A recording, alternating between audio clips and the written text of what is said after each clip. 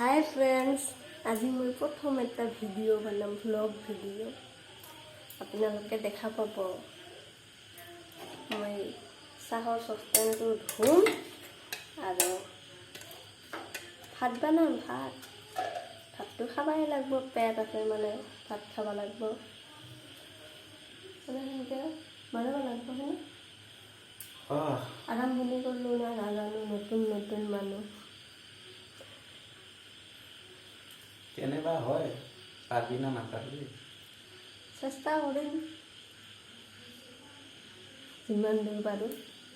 এতিয়া মই পাকঘৰত